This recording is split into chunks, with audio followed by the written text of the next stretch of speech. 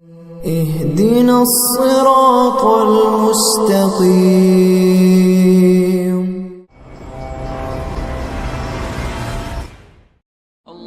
Video کے نیچے subscribe کے بٹن پہ کلک کریں، بیل کے آئیکن پہ کلک کیجئے تاکہ ہر نئی ویڈیو کی نوٹیفیکیشن آپ کو مل جائے۔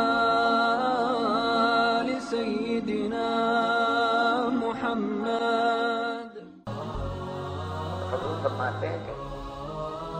اس کائنات میں اگر عورت سے محبت کرنے والا کوئی ریفارمر آیا ہے تو میں آیا ہوں۔ اب جتنے ہیں وہ بلا محبت والے، حضور فرماتے ہیں میں محبت والا۔ تو اب اگر دنیا میں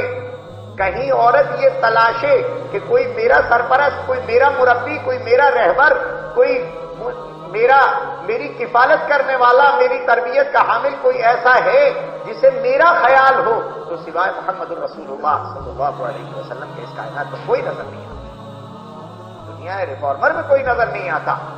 اگر ہے تو صرف حضور پاک صلی اللہ علیہ وسلم کی ذات بابرکات ہے۔ اور اس کا اعلان حضور نے خود فرمایا کہ اللہ نے یہ محبت میرے دل میں ڈالی تھی، کیونکہ دنیا کو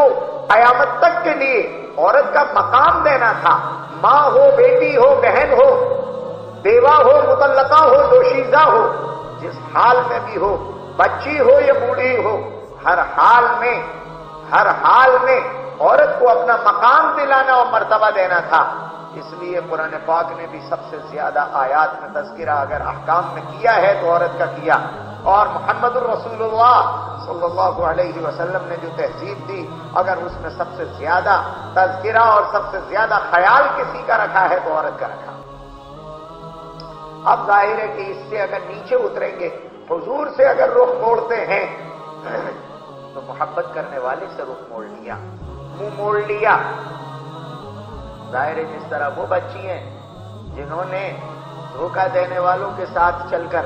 ماں باپ سے منہ موڑ لیا، وہ دھوکہ دینے والوں نے انہیں بازاروں میں بیچ دیا، ان کی عزتیں بیچ دی، ان کی ناموس کو بیچ دیا، اور ایک دن آیا تو ان کو مار کر سڑکوں پر ڈال دیا، دوسرے ملکوں میں ان کو عزتیں اور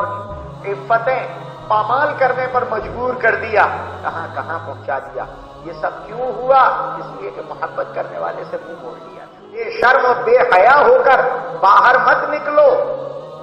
باہر جانے والے جاہلیت اولیٰ کی طرف جا رہے ہیں، پرانی جاہلیت کی طرف جا رہے ہیں۔ قرآن کہہ رہا ہے محمد الرسول اللہ صلی اللہ علیہ وسلم نے جو تمہارا راستہ بدل دیا اور تمہیں اللہ کا نور نظر اور منظور نظر بنا دیا ہے، اب تم دوبارہ اس مقام سے نیچے نہ اتر جانا۔ جب تمہارا رشتہ قائم ہو گیا ہے تو دوبارہ طلاق شدہ اور بیواؤں کی طرح نہ بننا۔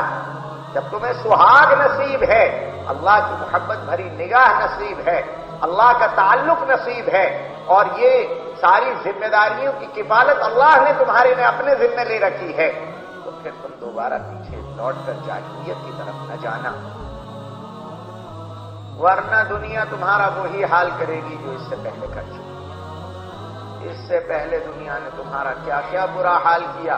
تمہاری روح ہونے کا انکار کر دیا، تمہارے انسان ہونے کا انکار کر دیا، تمہارے سردی اور گرمی کو جاننے سے انکار کر دیا۔ نہیں دیکھا وہ ایئر ہوسٹس بیچاری جو جہازوں میں سفر کر رہی تھیں بعض ممالک میں جہاں سخت ترین سردی اور پھر جہازوں کو اتنی بلندی پر جانا ہے، انہوں نے شکایت کی کہ بھائی ہمیں ایسا لباس دے دو جس میں ہماری یہ ٹانگیں ڈھک جائیں، اس لیے کہ اتنی سخت ترین سردی میں ہمیں اوپر پہنچا دیا جاتا ہے، سب تو کوٹ پینٹ میں بیٹھے ہیں، ہم بیٹھے ہیں سخت ترین سردی میں، یہ ٹانگیں کھولے پھر رہے ہیں، ہمیں ڈھانکنے کی اجازت دے دو۔ تو ہوائی جہازوں کی کمپنیوں نے کہہ دیا کہ اگر نوکری کرنا ہے تو اسی طرح ننگی ٹانگوں سے کرنی ہوگی، ورنہ چلے جاؤ، ورنہ نوکری چھوڑ دو، چلے جاؤ۔ ظاہر دنیا تو ہمارے ساتھ یہ کرے گی، دنیا ہمیں نہ کپڑے پہننے دے گی، نہ بدن ڈھانکنے دے گی، دنیا نہ ہمیں کھانا کھانے دے گی، نہ پانی پینے دے گی، نہ دنیا ہمیں آرام کرنے دے گی، نہ دنیا اپنی مرضی سے ہمیں جینے دے گی، نہ مرنے دے گی۔ اس لیے محمد رسول اللہ صلی اللہ علیہ وسلم نے فرمایا تھا کہ جب تمہیں اللہ سے تعلق نصیب ہو گیا ہے اب پیچھے مت لوٹنا، اب دوبارہ مت جانا ورنہ جاہلیت کے علاوہ کچھ نہیں ہے. اگر آپ قدم پیچھے لوٹاؤ گے